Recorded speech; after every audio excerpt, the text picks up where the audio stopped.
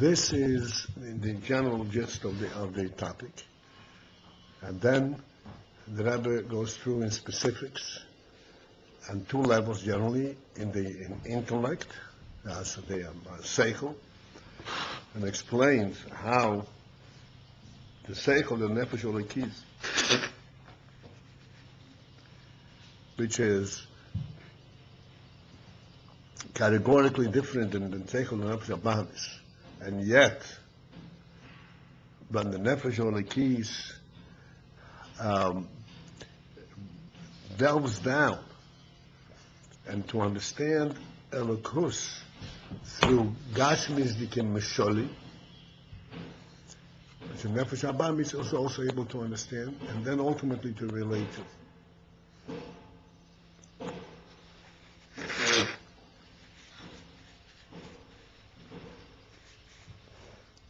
So that you can actually recognize a godly presence in Gashmius. Through Gashmius, I should say. That is the first step towards relating to the Nefesh Abamis and affecting Nefesh Abamis. That's as on the Seichel level. And then similarly, on the Midas level, with the Midas of Nefesh Elokis, we have discussed at great length over a couple of sessions the difference between Seichel and Midas and the significance of Midas, if you recall. And I'm going to review this very briefly. And that is that Midas are also very different by nature than Seichel. Whereas Seichel is the capability of knowing things without being affected by it, from a distance, just to know how the thing is. So I could say, okay, the Nefesh Abamis can be shown through Mishonim, the Inyan Elokus, from a distance. But Midas are of a different nature. Midas are aroused only when they're actually touched, when they're directly affected, like Abba and Yira and so forth.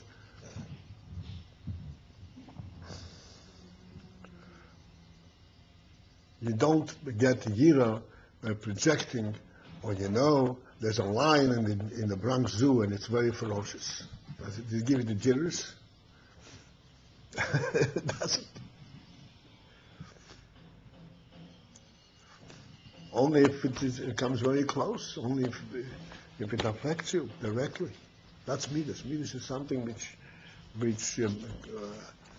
actually experienced it.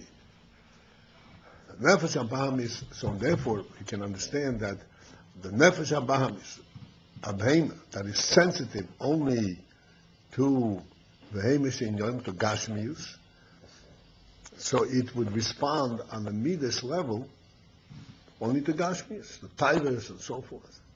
Nefesh Elokis that recognizes only Elokus, and it becomes aroused only by recognizing the purity and the greatness of Elokus. How did these two communicate at the Midas level? So there is one element, one place where they, so to speak, there was a common ground. And that is when the Nefesh Elokis comes with his lapsus. The word lapsus we also elaborated quite a bit, which means that it relates to things through the Gashmisike Guf, through the Gashmisike process. And he recognizes Elokus through a Gashmisike perspective, whereby it becomes aroused within the Gashmi itself, the heart, the physical heart itself becomes excited. It's not an intellectual excitement, and it's not even a neshama excitement. The body itself becomes affected. Then the Nefesh Abamis can also relate to that. And that way the Nefesh HaBahamis becomes also cognizant and affected by the sense of the Nefesh Elikis and the midas of Nefesh Elikis. And this is how the Nefesh Elikis is able to be mevarer the Nefesh HaBahamis. This is what we learned thus far.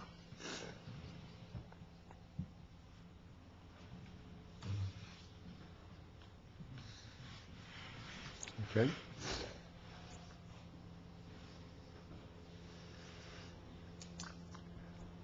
Does that strike a note? Do you remember having discussed it? Yeah.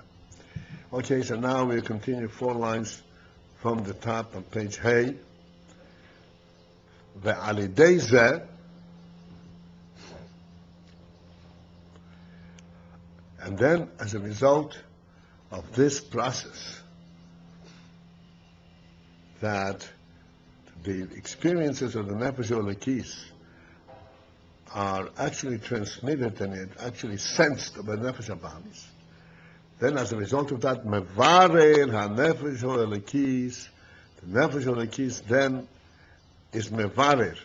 It cleanses and elevates as kol ha-dvorim ha-gashmim, all gashmistic aspects, ka'achilo u'shtiyo u'kehagavma, such as eating, drinking, and such other experiences. What does it mean that it's mevarer, the gashmistic experiences of eating and drinking and such other things? What is the birur concept? What does it mean? What does it mean it's mevarer? Is it physical eating or not? The Nefesh HaBahamis cannot experience anything else, anything but physical eating. Birur is a pshat that it is definitely remains gashmi. But in everything there is a godly significance.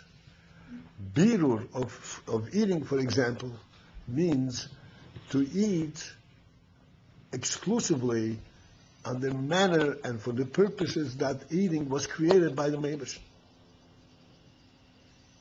Not something that becomes a personal preference, personal interest. We are coming now from Pesach. And the Pesach is the Yom Tov that started the whole process of birur, of even coming out of the Golus Mitzrayim. And the mitzvah, the primary mitzvah, central mitzvah of Pesach is matzah, not to eat chometz and to eat exclusively matzah. What is the difference between chometz and matzah? They're both made exactly the same ingredients. Nothing different. The only difference is that in matzah there is just the ingredient. In chometz, after you mix the ingredient, it begins to announce itself, to develop on its own. It becomes chometz, gets a completely different taste, different riches. It shows, this is really tasty. This is not just plain food. That's a Nefesh HaBahamis. That's the time. Birur means to recognize just the reality of it without being drawn into the blown up effect of it. This is the chometz and the matzah. And this is the pshat. The Nefesh Elikis is mevarer all dvorim gashmin ka'achil u'shtiya ka'agavna.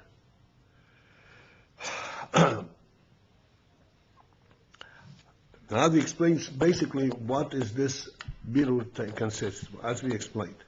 Nefesh Elikis mitzad atzmo, because the Nefesh Elikis on its own, ein lo yerech v'shaychus lahem klal. It has the Nefesh Elikis has no erech. It cannot relate to Gashmius, and it has no relationship to them at all, to eating and drinking the Gashmius. You cannot even fathom what it means.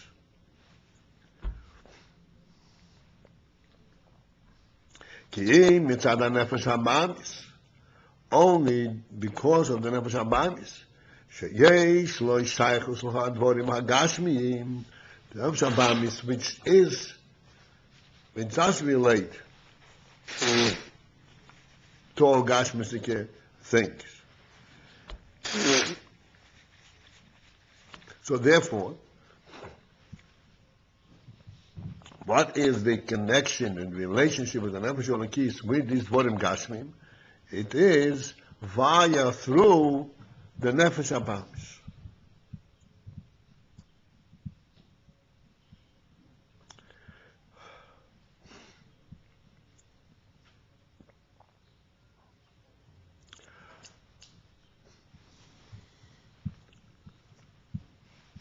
In other words, if the nefesh elokis were to have any connection to Gashmios, it would not be because of its personal interest.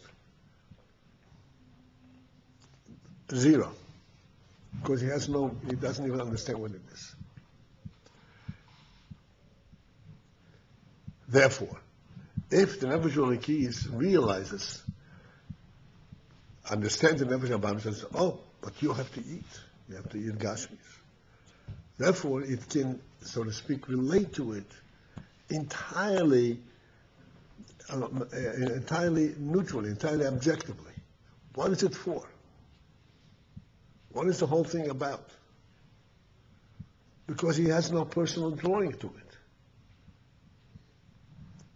And therefore, it realizes, you have to eat in order to be able to have a Gashmistic presence, to live in Gashmis, in order to be able to do Torah mitzvahs, for instance. And that, in the nefesh elokis perspective, that is pure. Because without that, he can't relate to it altogether.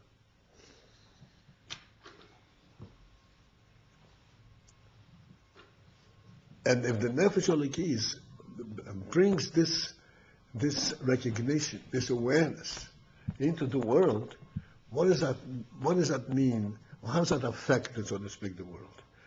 Like this, the world is like comets. It says, look what I'm able to do. Look what kind of taste I have, what kind of richness I have. The nefesh elokis puts it in its place. You have no significance whatsoever, except for the godly element that can be utilized, or for which it can be utilized. This is the beetle of all Dvarim Gashmi. Now let's sing inside.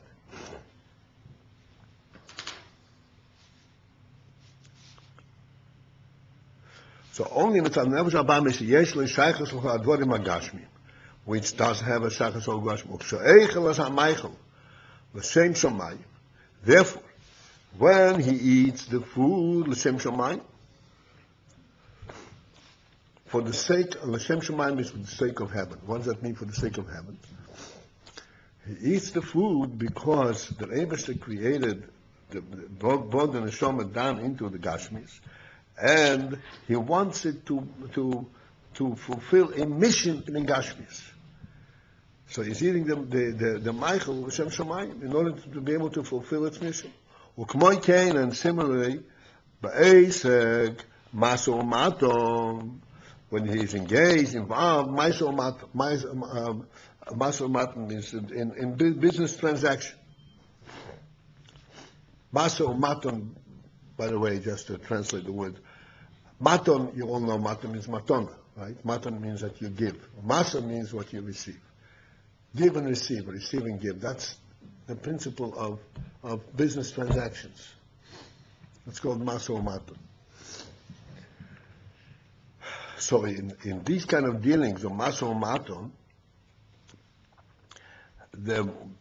you know how complicated and how self-serving things can become, when a person can lose his head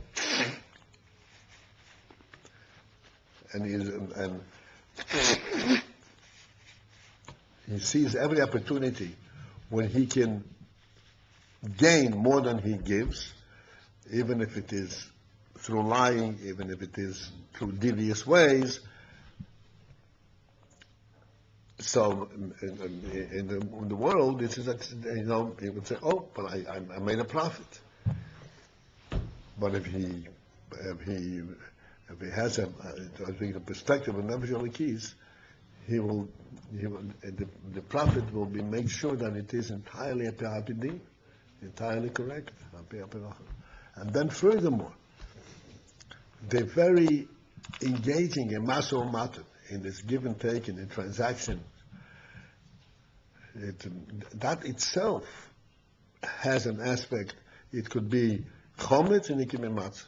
It can be for the sake of becoming a big businessman, and become very wealthy, and becoming a big real dealer, or it can be just in order to have parnosa, in order to be able to sustain your mishpacha, to give tzedakah, whatever, for the valid purposes for which where this is valuable. So this is all the Nefesh Elokis and Nefesh Abamis. Nefesh Abamis is very enticed, he's interested, he's excited. A business opportunity. This is going to be great.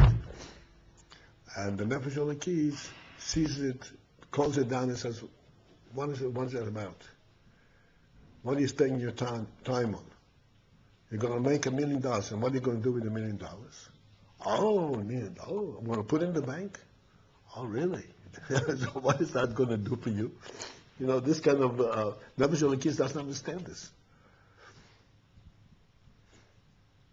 So it puts things in place.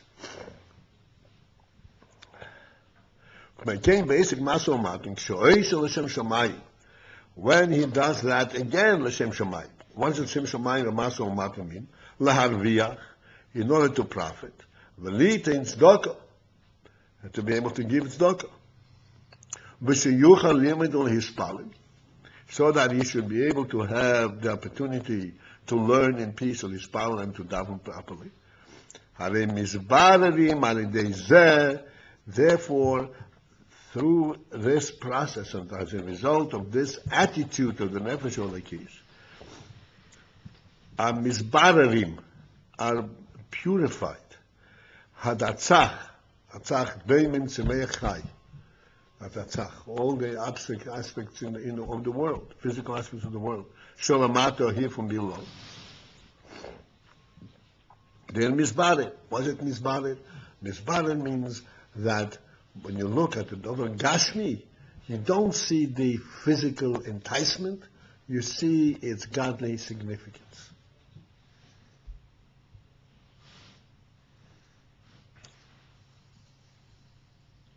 This is the Birur HaTzach. Okay.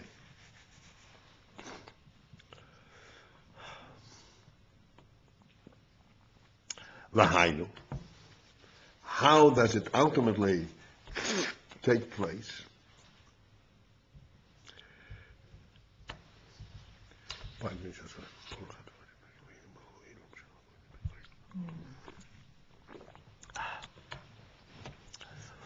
Alidei hagdomas ho'ahavot tchilo bitfilo. That ultimately the ability to go through with this and to be mevarer the nefesh abamis, the attitudes of nefesh abamis, and mevarer all the borim gashmim, and to be able to convince the nefesh abamis to follow the directive of the Nefesh Elokis. That is only possible alidei hagdomas ho'ahavo tchila bitfila, by first going through the experience of ahava that one has in tefillah, in davening, during which time, this already we discussed before, שהנפש הבאמיס mispoil. Gamking, the nefesh abamis also becomes affected by bechinas ahava lelokus. This is a phenomenal accomplishment. The nefesh abamis becomes affected in an Ahava aspect to Elokus.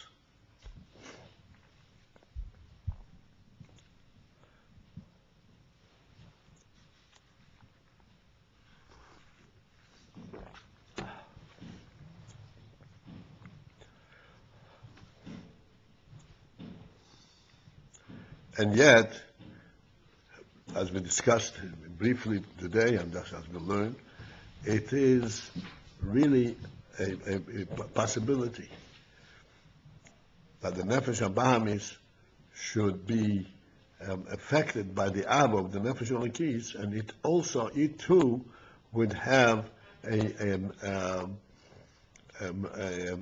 Ahava to Elokus. You would experience an inner from Ahava to Elokus.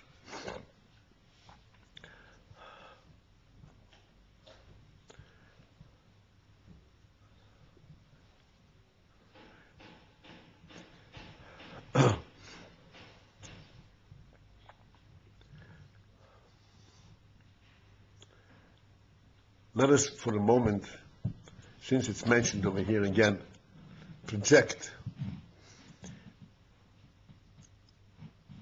an Ahava L'Elokus from the perspective of the Nefesh HaBahamis.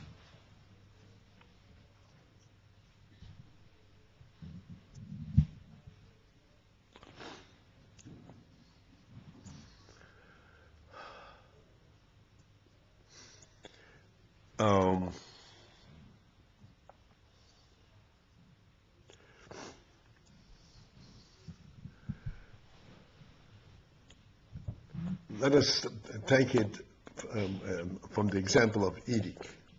Then we'll go a little bit further, perhaps. Eating is something that the Nefesh HaBahamis can very easily relate to. What takes place? Why can Nefesh HaBahamis relate to it? The reason it can relate to it, after all, it's eating something that's outside of itself. How does it relate to something that's outside of itself? The answer is, it's not relating to the thing as it is outside. It's relating by taking it inside. He chews it up and he feels the effect of it.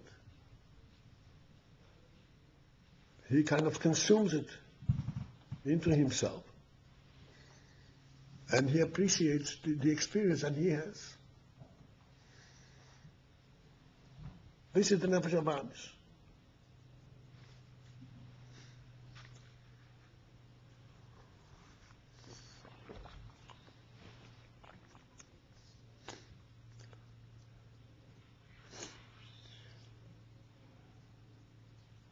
We'll take an illustration that I'm sure everyone can relate to.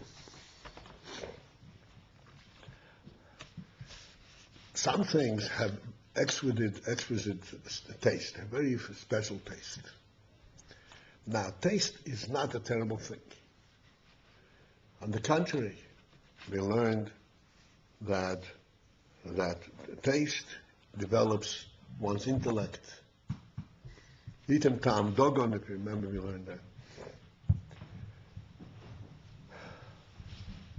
So let's see how, so to speak, the Nefesh HaBahamis relates to that, and Nefesh Elokis relates to that. Let us say you have a piece of chocolate, and it's a very tasty piece of chocolate. From the perspective of the taste, if you have one little square of the chocolate, you already have the taste. A second square is not going to reach the taste anymore. It's not a new experience. Without the Nefesh HaBahamis, he'll stuff his mouth with the whole thing to the point where he loses the whole sense of the taste. Oh, I ate chocolate that has very big taste, but I didn't even feel it. That's the Nefesh HaBahamis. One after the other, until he gets sick. But I ate this kind of chocolate. You don't enjoy yourself? He enjoys himself. It's his judgments, not the taste that the Rebbe created.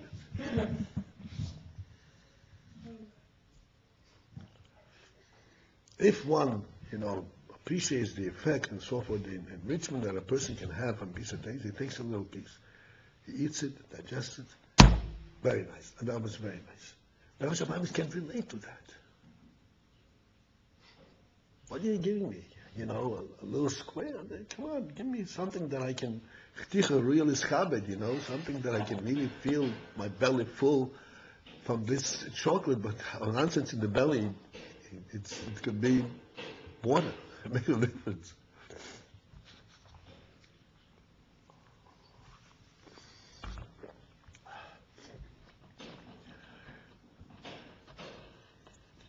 This is the Nefesh HaBahamis. The Nefesh HaBahamis cannot really appreciate things for what they are. It appreciates only how it fills me, how only when I consume it. This is the bir. This is the Nefesh HaBahamis. The Rebbe on the key says, wait a second, what is this about? What is it for? If it is a question of eating for the sake of what the food, the benefit of what the food is created for, you can eat a quarter of what you're eating and you already have the whole thing. And beyond that, it's already counterproductive.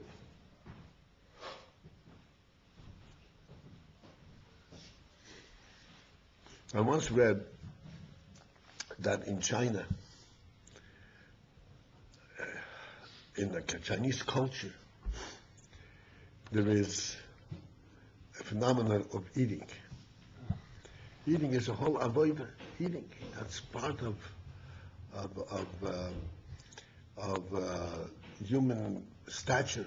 He can eat, and they sit and eat, so to speak, in company, and they continue to eat and stop themselves until it doesn't go anymore. The food is right here. It doesn't go anymore. So what am I going to do now? I can't eat anymore. It's terrible. So this is part of the culture. They go out, they stick 2 fingers into their throat, they bring back all the food they throw it all out, then wash them out, and back to eating. Okay? And that is part of the culture. You think this has any human quality, or is it a behemoth quality? Huh? Yeah. It's a behemoth quality. Because there's no sense to it. To be mevarer, that coarseness, eating for the sake of eating, for the sake of filling myself, is a total. It's contrary even to human value. Forget about Nefesh HaBahamis. This is the bir of Nefesh HaBahamis. Because the Nefesh HaBahamis, even by Yidden, have a different Nefesh, and that's not Chinese Nefesh HaBahamis. But even by Yidden, also, the experience is to take things in. Sometimes you overeat because, makes you feel good that I overeat. And Nefesh HaBahamis is mevarer that. It purifies it. It says, all the horses, it's not necessary. This is what the Rebbe is explaining over here. That when he eats, both parnosa and masu matna is in order to be able to do tzedakah, to be able to learn and daven. So then, but this, how does this take place? It is by first giving the Nefesh HaBahamis a sense of Ahavot Elokus. What's the sense of Ahavot Elokus? A sense to Ahavo, a sense to respecting, and Ahavo, something that is not something that you're going to consume. Like you take things into yourself. You have, because it's a wonderful thing, it's a beautiful thing in itself. This is the Ahavot Elokus that Nefesh HaBahamis can be brought up to recognizing.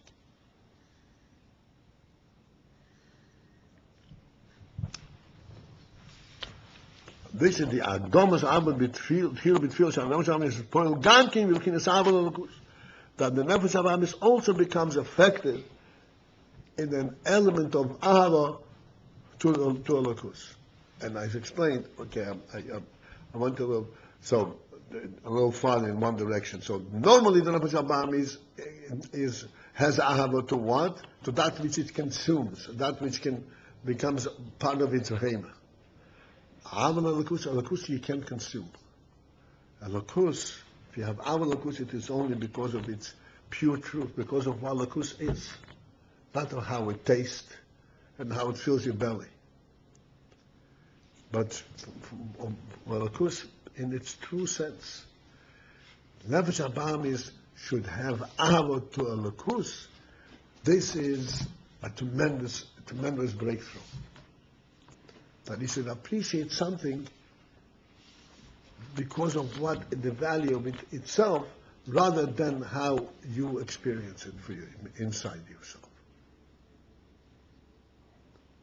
This is possible, as you said, during davening, during the hisbonus and nefesh elokis, that the nefesh elokis exposes the nefesh habam is to seeing something of tremendous grace and purity and truth. So the nefesh habam is also mispoiled in an ahava that of to lakus, an element of ahava, not the same level of nefesh elokis, but nevertheless it is a hisbonus to a lakus. Oz, then, nasim habirurim b'chol hadvorim hagashmim. Then are affected the birurim, the purifications of element. B'chol hadvorim hagashmim, in all gashmisike things, she'oilim v'nichlolim be'elakus.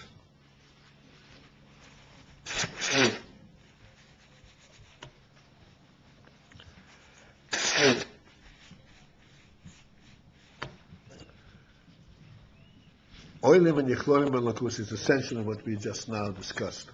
Nefesh habam is, how do Nefesh habam experience things?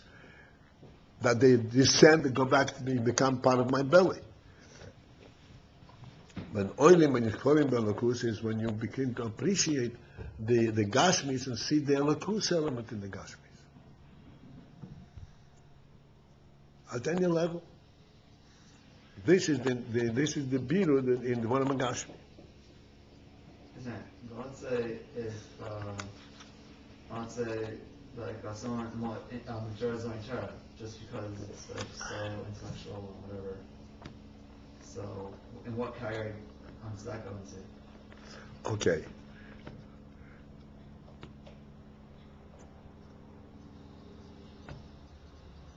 Generally speaking,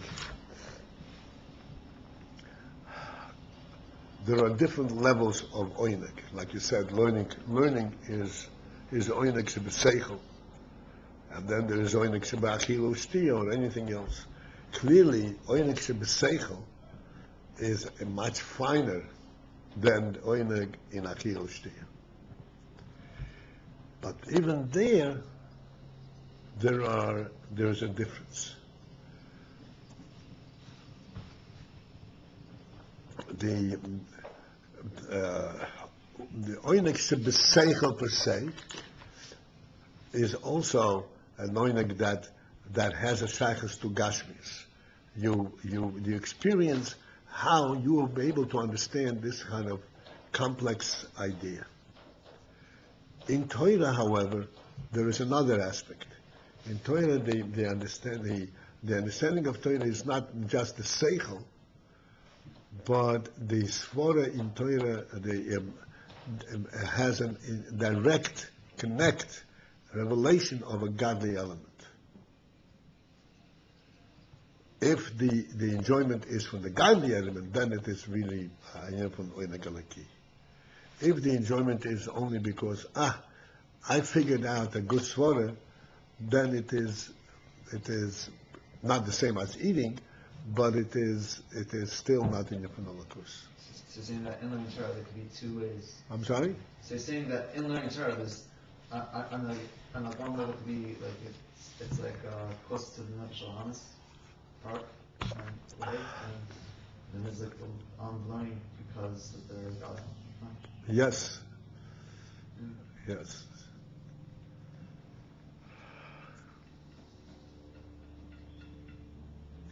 There's a story that the Frierdiker Rebbe recorded. You know, the Frierdiker Rebbe had written an enormous amount in terms of Jewish history, especially Hasidus, since before the Baal Shem Tov and the other Baal Shem Tov. So there's a long story that the Rebbe recorded, writes about the very early days of Hasidus, before the Baal Shem Tov. There was this Yid, but he had a misnagdische attitude, and even from Hidur Mitzvah he would shun. Hidur Mitzvah you have to do, but and the rest of the time you have to sit and learn Torah. And he had two sons. His sons were also big lomdim. His wife, the mother of the children, was a Jewish woman. She appreciated Hidur Mitzvah, appreciated the beauty of mitzvahs and the finer attitudes. So she imbued in the children an of Abba to mitzvahs, to Torah, and so forth. And he would always mock it. So she would lift up the children to kiss the mezuzah, and he would mock her and says, "Why are you having the children kiss a piece of leather?" The result of this conflict was that one of the children remained mamash frumerid, and the other one, who was the bigger lamb, eventually he became just a lamb, and he completely forsook Torah mitzvahs. And he became a big kavir. He had a big estate, and in that estate, he lived entirely devoid of Yiddishkeit, and he would sit on Shabbos learning Gemara with a cigarette in his hand. This was his relaxation of Shabbos. So the story goes, essentially, the Baal Shem Tov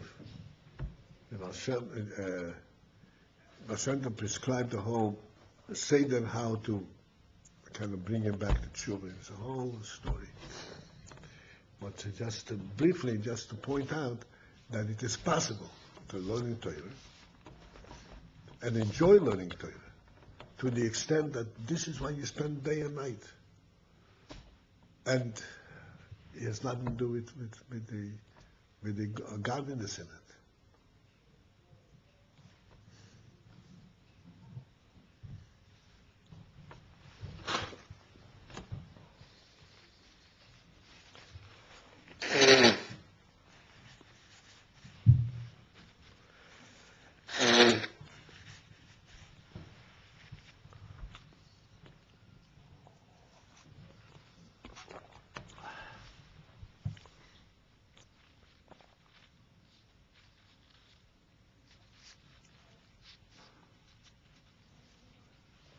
So this is the meaning that the Dvorim Gashmi are Nisbarer.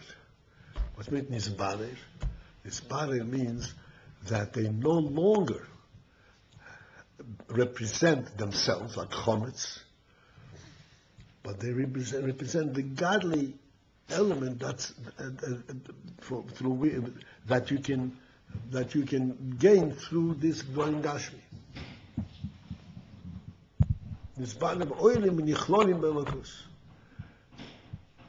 This is the principal difference between how the Nefesh Abam is by nature experiences things. And I said it takes a piece of bread from outside, and how does it experience? By making it part of his belly.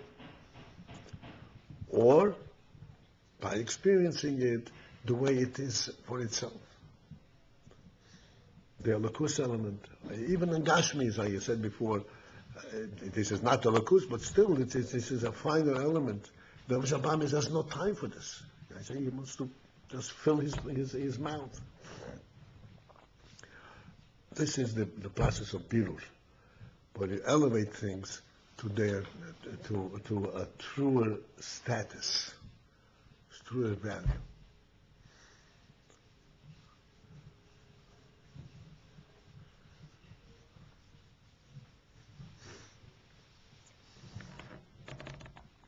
And on the highest level of birur is oinev nichlolim belakus.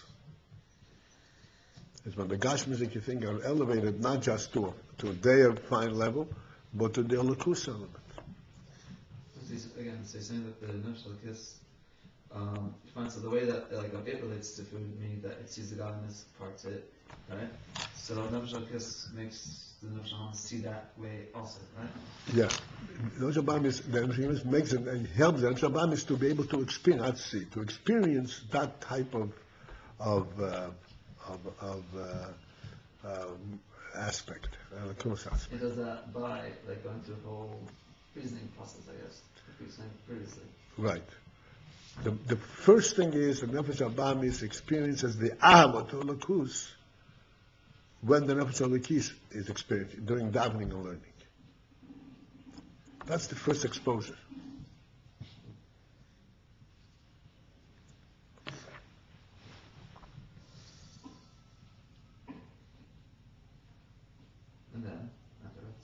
And then the Nefesh Elokis continues to explain to the Nefesh Abahamis that in everything in Gashmius there is a godly purpose. Yeah, I mean, like, I just didn't. I'm sorry? I just want to. I asked that because I thought. I didn't want to miss anything. But I thought that's what it was, but I just didn't want to. Yeah, okay.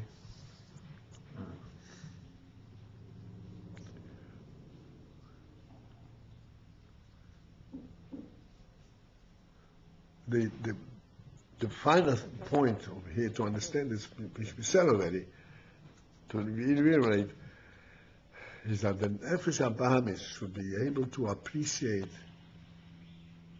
an aspect of world, not for the benefit that it gives him, but for the benefit that it has, for its truth and purpose. That is a tremendous breakthrough in Nefesh Abahamis. And it's a tremendous breakthrough in the world of Gashmiim. Because Gashmiim, per se, also, limited to Gashmis.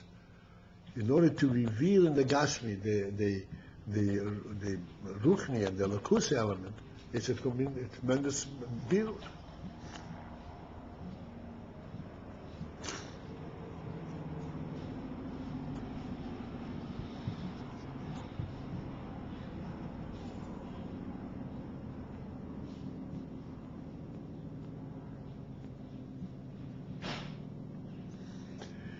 The Pasuk says, when it comes to tzedakah, it says, "L'si'ametes levavcha, l'sikvites yodcha." You should not harden your heart when it comes to giving tzedakah, to helping somebody. L'sikvites yodcha, you should not clench your hand or withdraw your hand.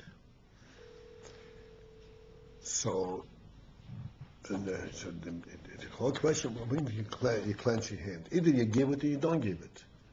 What does the clenching of your hand have to do? Where is that clenching of the hand come in? It's an interesting phenomenon. A person decides he's going to give stock. He's going to give $1 in stock. And he decides it to the point where he actually takes his wallet out and takes $1 out. Once he has $1 in his hand, he looks at the $1 and says, what am I doing? You mean I'm giving this away? In other words, even if the decision is already made and so forth, just the Gashmi itself becomes so real that you can give it away.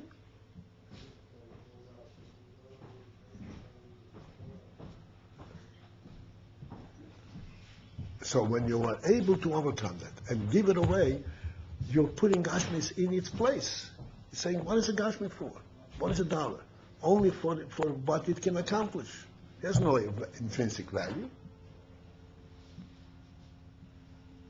That's Mipad Gashmis. It brings it back to its proper status, where Gashmis is part of a Lakus. And if you use the Gashmis in order to help a poor or to build a mason and all that, that is its proper place. It's not abuse, it's not loss. On the contrary, it's using it properly. That's a big birur.